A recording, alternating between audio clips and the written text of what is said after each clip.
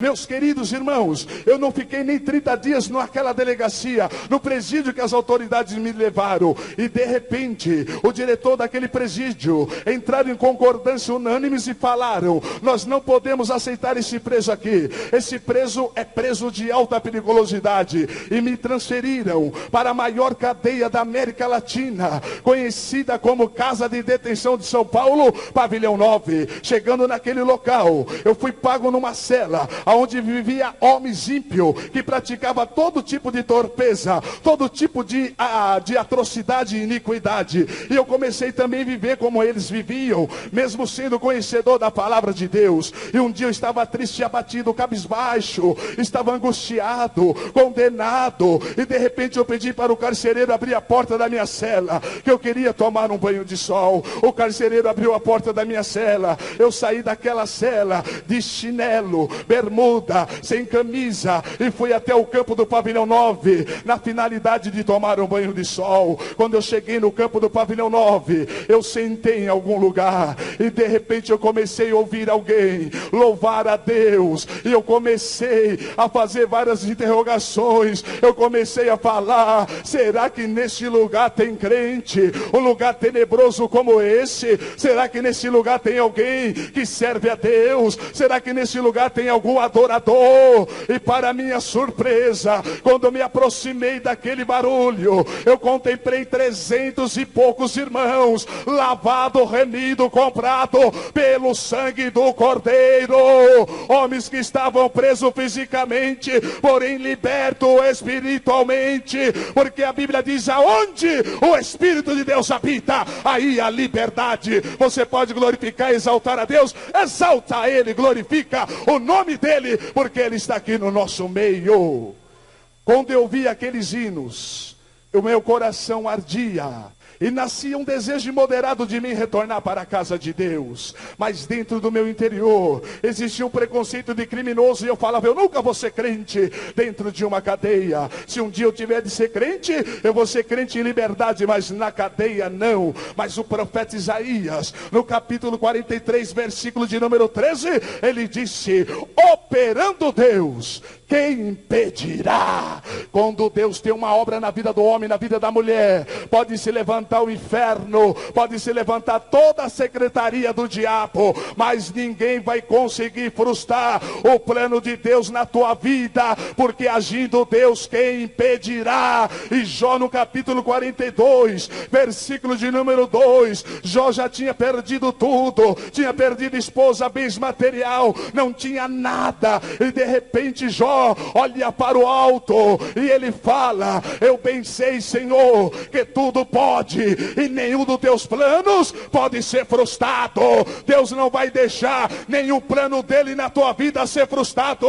O que ele prometeu para você, ele vai cumprir. Aquilo que ele falou que vai fazer, ele vai fazer, porque ele vela para cumprir com a sua palavra, e ele vai cumprir na tua vida.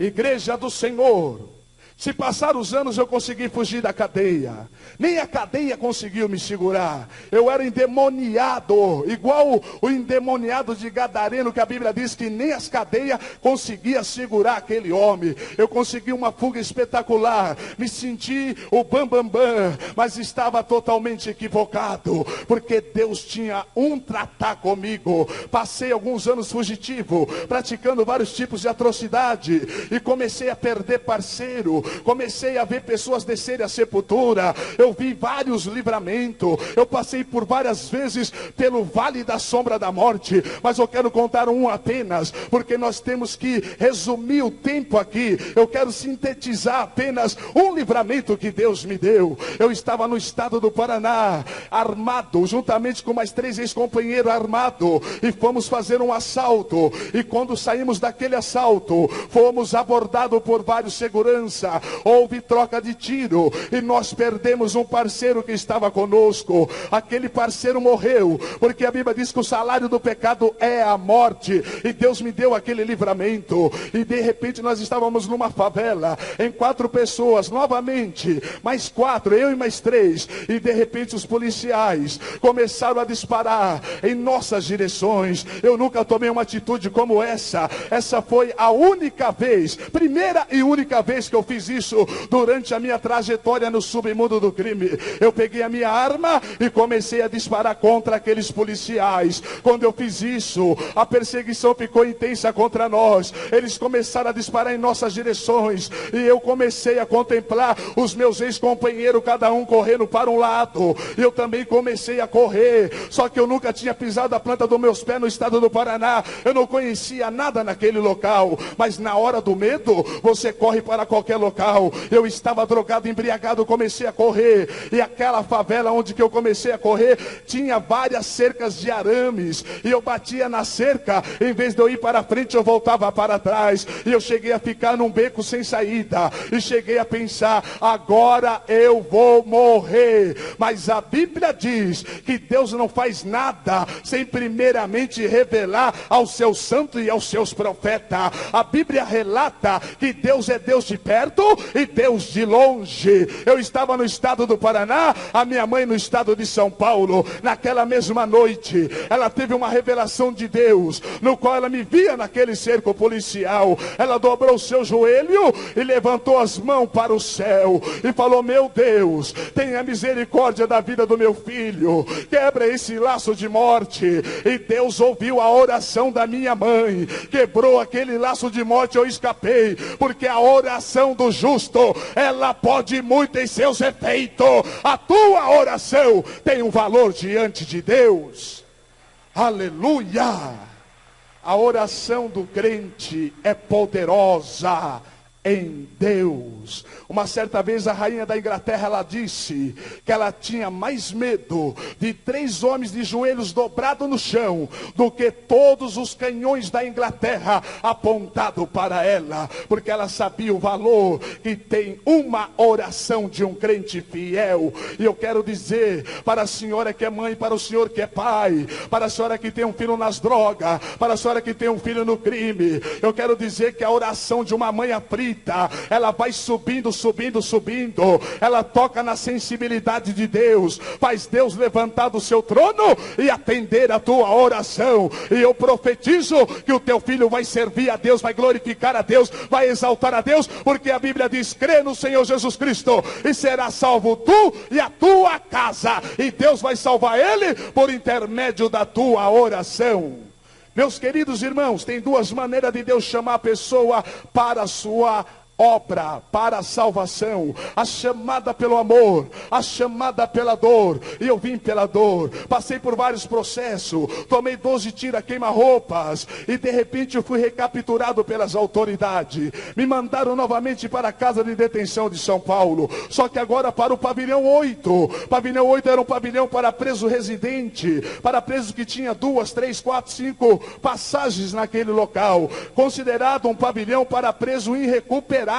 Chegando naquele local, eu sabia que, humanamente falando, a minha situação processual era insolúvel, porque era fugitivo e voltava em flagrante de assalto e teria que cumprir uma pena prolongada. Sabendo disso, entrei em depressão e comecei a me envolver com ladrões, quadrilhas dentro do próprio sistema carcerário. Comecei a andar armado de faca, assaltando os próprios presos, e cheguei a assinar um assalto de cadeia, complicando mais ainda a minha situação processual. A minha conduta carcerária era péssima, e dentro da casa de detenção de São Paulo, Carandiru, existia uma cela chamada cela de disciplina para presos de má conduta, conhecida como isolada e solitária. As autoridades me pegaram, me colocaram 4 vezes dentro daquela cela. Eu entrava, saía, tornava a aprontar, tornava a entrar, tornava a sair. A minha vida era dentro da isolada gelada. E sabe o que aconteceu? Eu ficava dentro daquela cela 30, 60, 90 dias sem direito a tomar um banho de sol. Eu ficava 30, 60, 90 dias sem direito a receber uma visita. Eu vi os presos com as suas mães, eu vi os presos com os seus pais, eu vi os presos com os seus filhos, e eu não podia desfrutar desse privilégio. Eu estava impossibilitado por ordem da diretoria. Os diretores falavam: ele não pode tomar banho de sol, ele não pode receber visita, ele tem que ficar incomunicável, porque esse preso dá muito trabalho para nós. Eu quero dizer uma coisa para vocês, que nada muda a vida do homem, nenhum método humano muda a vida do homem, porque eu sou testemunha ocular disso. Aplicaram todos os métodos humanos para mudar a minha vida. Eu passei por psiquiatra, psicólogo, assistente social, estive em clínica, eu passei 2 vezes pela casa de detenção de São Paulo, passei pela penitenciária de Araraquara, passei pelo presídio de Campinas, passei pelo presídio de Santos.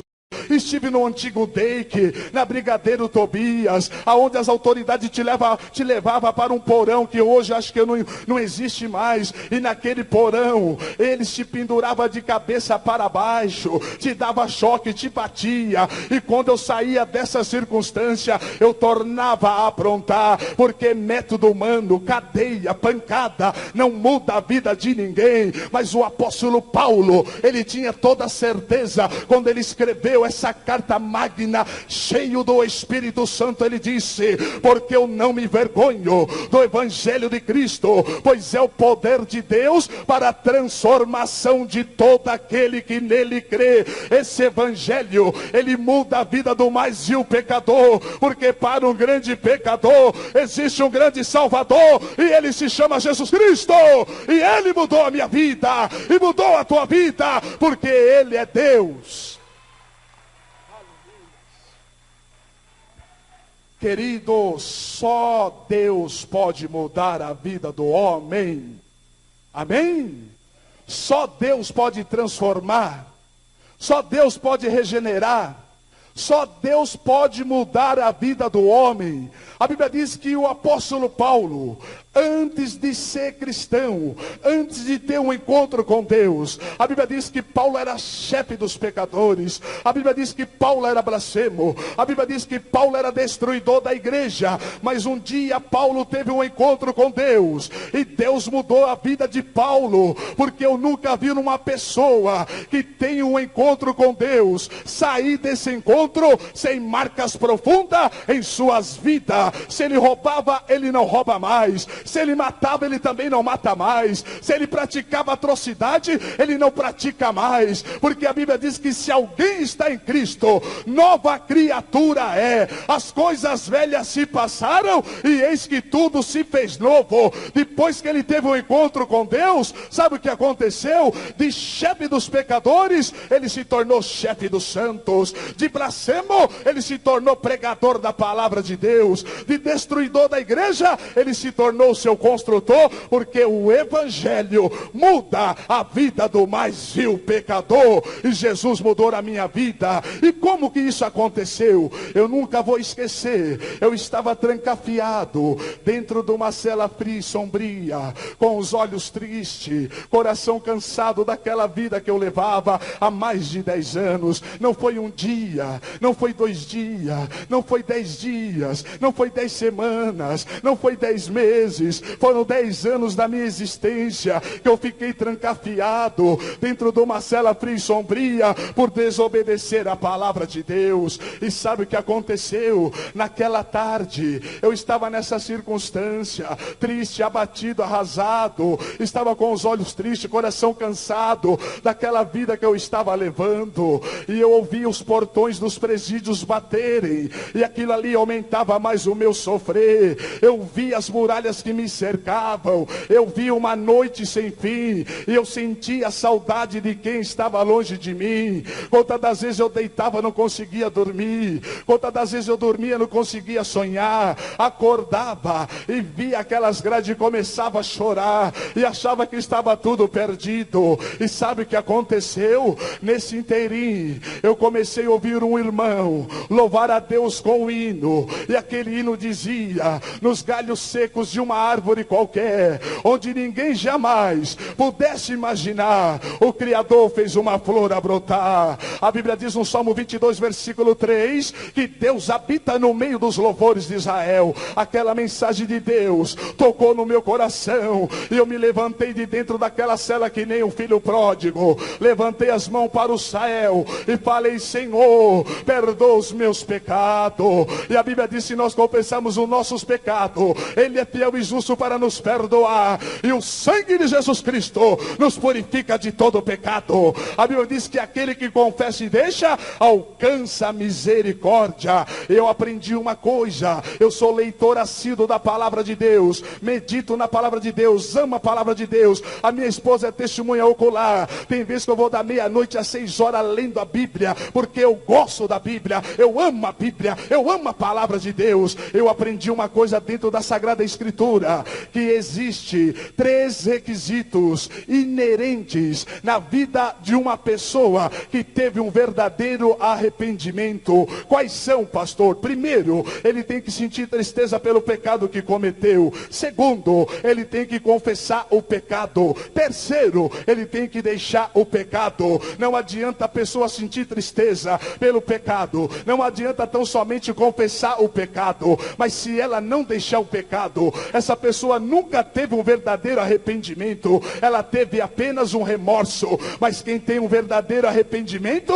ele sente tristeza pelo pecado, ele confessa o pecado, ele deixa o pecado e alcança perdão de Deus. E isso aconteceu na minha vida. A partir daquele dia, nunca mais eu pratiquei atrocidade, e eu comecei a servir a Deus. E na casa de detenção de São Paulo, quando você aceitava Jesus ou reconciliava com Deus, imediatamente você era transferido da cela dos ladrões para a cela dos crentes. Ladrão morava com ladrão, crente com crente, ladrões com ladrões e crentes com crente. E agora eu fui transferido para a cela dos crentes, e ali eu comecei a orar, ali eu comecei a jejuar, ali eu comecei a ler a Bíblia. E o homem que dizia que não queria ser crente dentro de uma cadeia, Jesus começou a operar na minha vida, e ali eu fui separado para porteiro da igreja que existia ali no pavilhão 9. Vocês talvez não conheçam, mas ali tinha uma igreja com mais de 300 crentes, tinha tanque batismal, tinha batismo, tinha santa ceia, tinha coral, tinha banda. E ali eu comecei então a servir a Deus, comecei a ir para a igreja, comecei a ler a Bíblia, e Deus foi fazendo a obra. E ali o Senhor me separou para porteiro, de porteiro para diácono, de diácono para evangelista, de evangelista para superintendente da escola dominical, de superintendente da escola dominical Deus falou: vou eu te mandar para o pavilhão 8, e tu vai pastorear minha igreja naquele local. E Deus me mandou para o pavilhão 8, chegando lá Deus me levantou para liderar a igreja dele naquele local, porque operando Deus, quem impedirá? E ali eu comecei a fazer a obra de Deus, a ganhar almas, a dar palestra concernente ao batismo para os novos convertidos, a descer eles até o tanque batismal. E Deus foi operando, e a Bíblia diz: sede firmes e constante, sempre abundante na obra do Senhor, sabendo que o vosso trabalho não é vão no Senhor. Eu trabalhei para Deus ali, e Deus começou a trabalhar para mim. Eu quero contar apenas uma experiência para nós finalizarmos. Eu adquiri várias experiências com Deus naquele local. Eu tenho várias experiências, mas eu quero contar uma que marcou a minha vida. Eu nunca vou esquecer desse dia. No dia 2/10 de 1992, ocorreu o maior massacre dentro dos presídios, no qual eles relatam que morreram 111 presos. Eu estava no pavilhão 9 quando ocorreu esse massacre, quando morreram 111 presos. Eu estava ali, já era crente, já tinha me reconciliado com Deus dentro da cadeia, já era evangelista, e do lado da igreja tinham centro de macumba parede e meia, e todas as sextas-feiras era de praxe ter um trabalho naquele centro, e naquela sexta-feira não era diferente, estava tendo trabalho. E eu vi quando um homem cheio de demônio saiu de dentro daquele centro e deu um brado horrível no pátio interno do pavilhão 9. Quando eu vi aquele brado horrível, o Senhor falou no meu coração: meu servo, eu estou te avisando que vai haver uma rebelião nesse local. Olha aí o diabo avisando o que ele vai fazer. Passando alguns minutos, aquele local foi tomado por legiões de demônios, e demônios são espíritos, e para eles realizarem os seus intentos, eles precisam de um corpo. Para o diabo matar, roubar e destruir, como espírito ele não consegue, mas se ele adentrar e tomar posse de um corpo, ele consegue realizar os seus objetivos. E o pavilhão 9 tinha mais de 2.000 homens presos, e sabe o que aconteceu? Demônios tomaram posse do corpus daqueles homens, e aqueles homens começaram a fazer uma rebelião, começaram a quebrar cadeia, começaram a andar armado de faca, estourando cano d'água, acabando com a energia elétrica,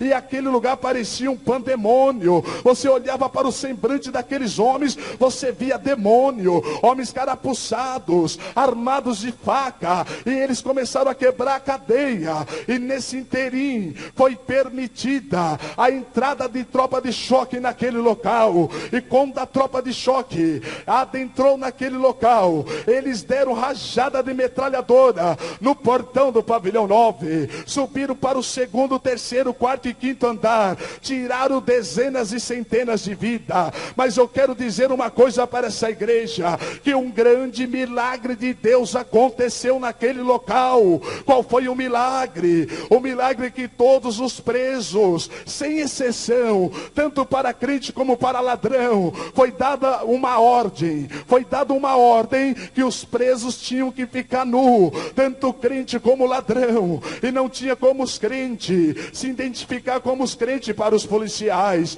não tinha como você falar: eu sou crente, eu não tenho nada a ver com essa rebelião, porque eles classificavam todos como ladrões e malfeitores. Mas a Bíblia diz em Efésios 1:13 que quando eu e você levantamos a mão para o céu e aceitamos Jesus como o único e suficiente Salvador, nós recebemos o penhor do Espírito, a marca, o selo, que somos propriedade peculiar de Deus, e Deus conhece aqueles que são seu. Deus nos conhece, Deus te conhece, e a Bíblia diz que aquele que é de Deus, o maligno não toca. Aquele que é de Deus, o diabo não pode tocar, porque nós somos de Deus.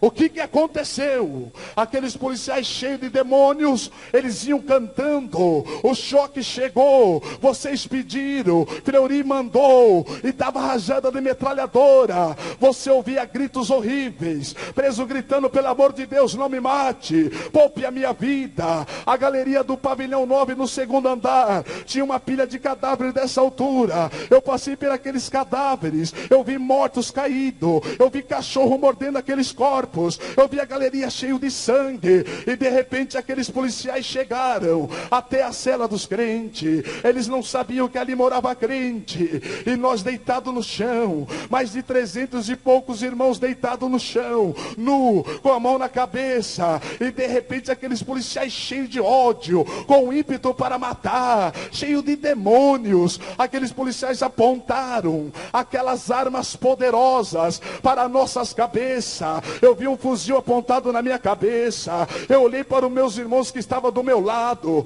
eu vi cada policial apontando uma arma para a cabeça de cada crente, eu vi os cachorros perto de nós, na nossa frente tinha mortos, tinha presos que se deitavam, se colocavam debaixo dos cadáveres, colocavam os cadáveres por cima, e eles ficavam por baixo, se faziam de mortos para sobreviver. Era a lei da sobrevivência, mas não tinha para onde correr, não tinha tinha para onde se esconder, você estava num beco sem saída. Mas sabe o que aconteceu? Quando aqueles policiais, com aquelas armas poderosas apontadas para nossas cabeças, quando eles foram apertar o gatilho daquelas armas, se cumpriu o que a poderosa palavra de Deus era relata: toda ferramenta preparada contra nós não prosperará. Toda ferramenta preparada contra nós não prosperará. A Bíblia diz que o anjo do Senhor acampa ao redor dos que o temem e o livra. A Bíblia diz que 1000 cairão ao teu lado, 10.000 à tua direita, e tu não serás atingido. A Bíblia diz que as portas do inferno não prevalecerão contra a sua igreja. E ali tinha uma igreja, e a igreja é a autoridade máxima na terra. A igreja é a única instituição divina implantada na terra. E sabe o que aconteceu? Eu gosto de fazer uma analogia, irmãos, da mesma maneira que aconteceu ali no Egito, quando Deus deu ordem para o anjo da morte matar os primogênitos. A casa que tinha o sangue do cordeiro, o anjo da morte tinha que pular aquela casa. Do mesmo jeito aconteceu no pavilhão 9, no dia 2/10 de 1992. O policial apontava a arma para o crente. Quando ele ia apertar o gatilho daquela arma, ele contemplava o sangue do cordeiro na vida daquele crente. Pulava o crente, morria o ladrão. O crente era salvo. Apontava para o crente de novo, ele contemplava o sangue do cordeiro na vida daquele crente. Apontava para o ladrão, morria outro ladrão e o crente era salvo. E assim foi dando sequência, e assim sucessivamente. E sabe o que aconteceu? 350 irmãos ficaram intactos, ileso, pelo poder da palavra de Deus, porque Deus guarda a sua igreja. Deus tem compromisso com a sua igreja, com o seu povo. A Bíblia diz que é uma diferença daquele que serve a Deus e daquele que não serve a Deus. 350 irmãos ficaram intactos pelo poder da palavra de Deus. Sabe o que aconteceu? Nós que sobrevivemos fomos obrigados a carregar cadáver a noite inteira. Carros do ML, Rebecão entrando, saindo lotado de cadáveres, e nós puxando cadáveres pela perna, pelo braço, carregando. E no outro dia uma junta de preso, com várias pranchetas na mão, várias folhas sulfites, várias canetas, começaram a fazer uma estatística para ver quantos presos morreram naquele local. E eles iam cela por cela perguntando: quantos presos morreram nessa cela? Alguém falava 10, e naquela 12, e naquela outra 8, e naquela, segundo o relatório, morreram todos. Teve várias celas que não ficou ninguém para contar a história. E de repente chegaram na cela dos crentes e perguntaram para o irmão: irmão, quantos crentes morreram aí na galeria dos crentes? Quantos crentes morreram aí na cela dos crentes? Com a caneta na mão, com a folha sulfite, para marcar quantos crentes morreram na galeria dos crentes. O irmão levantou, apontou o dedo para o ladrão e disse: aqui não morreu nenhum crente, porque o leão da tribo de Judá nos guardou, e o nome do Senhor foi glorificado. Exalta, glorifica a Deus, que Ele merece. Deus faz a diferença daquele que serve a Ele e daquele que não serve. Para finalizar, eu quero dizer que eu fiz uma campanha de oração e jejum durante 21 dias para Deus me tirar daquele local. E o que aconteceu? Deus ouviu a minha oração e o meu jejum.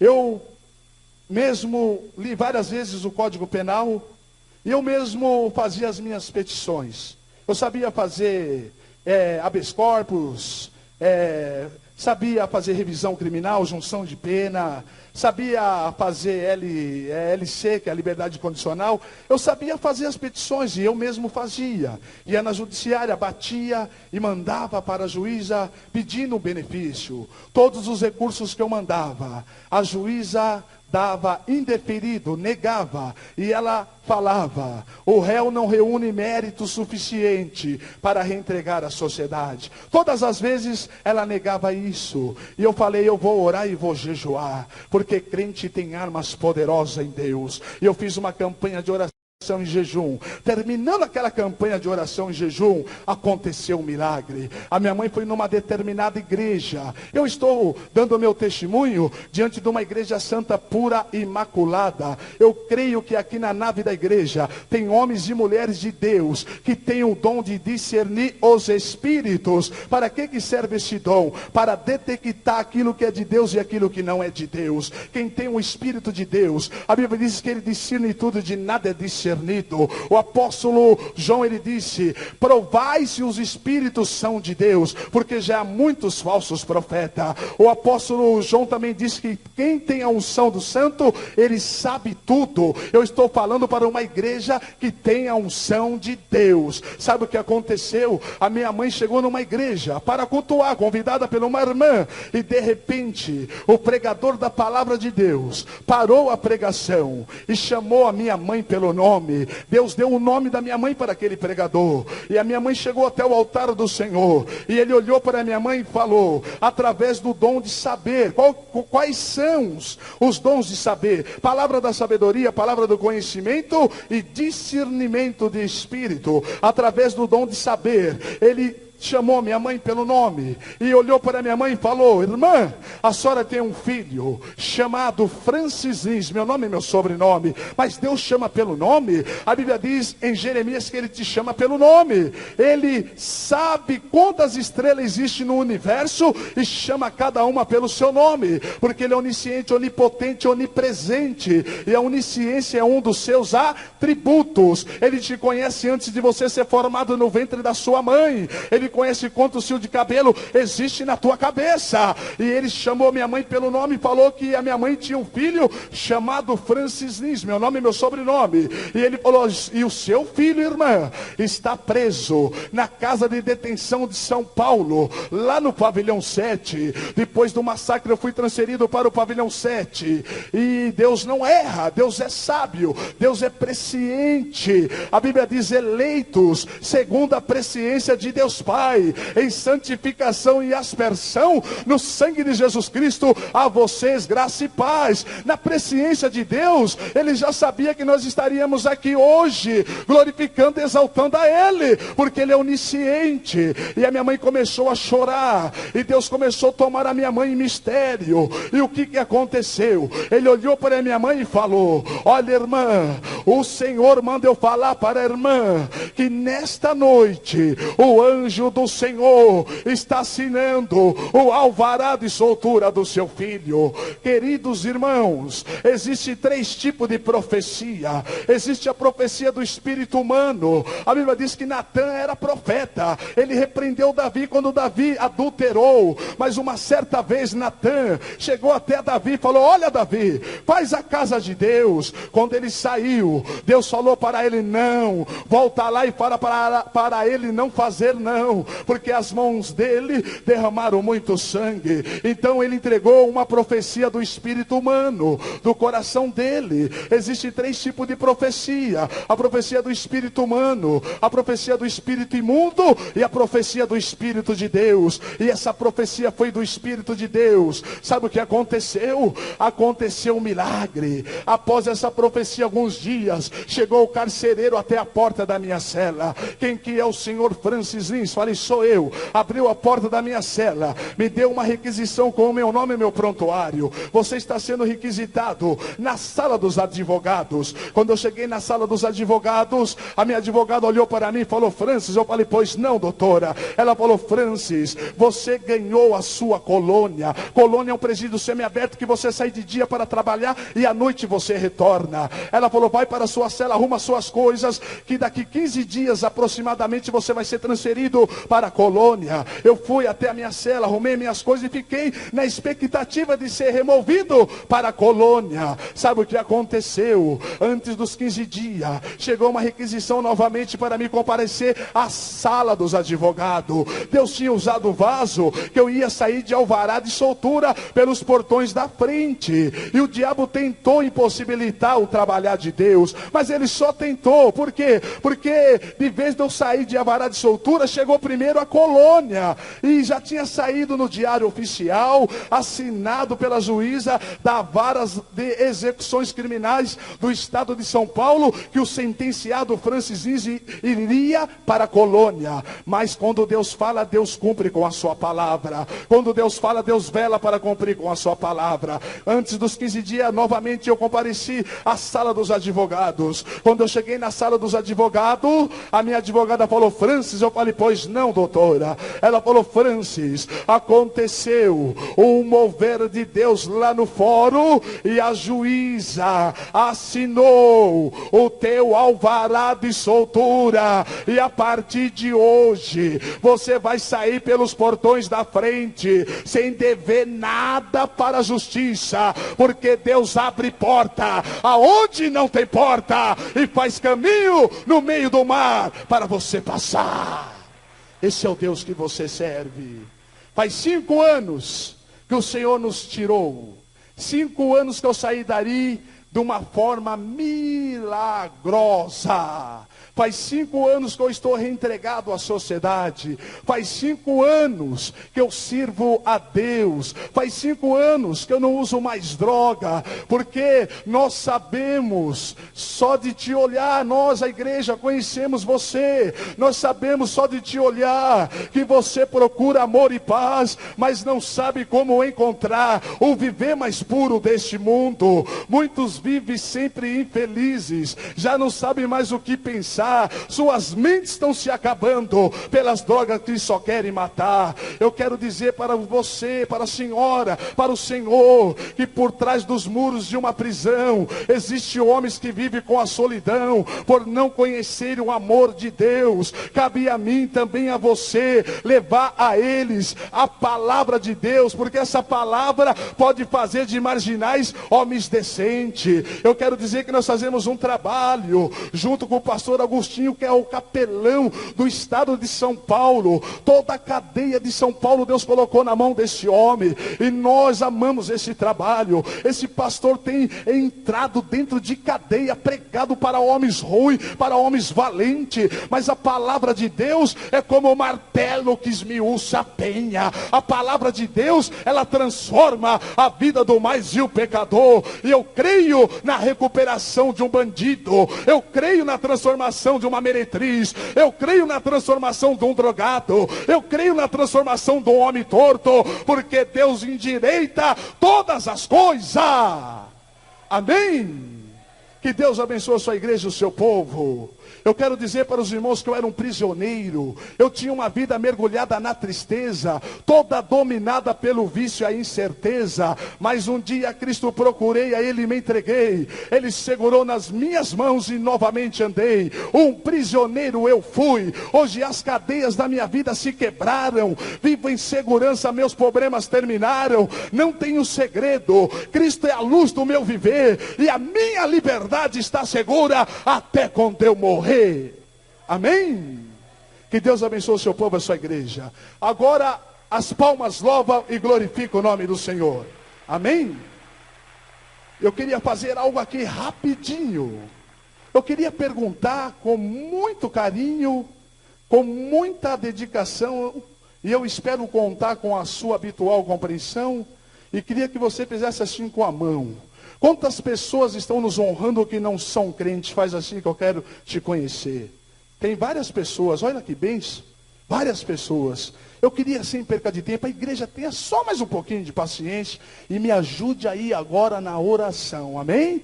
Vamos orar em espírito para Deus fazer uma grande obra. Eu queria fazer uma oração poderosa e impetrar uma bênção de Deus sobre a vida de vocês. Vocês aceitam? Eu queria que vocês viessem aqui, em nome de Jesus. Venham aqui em nome de Jesus.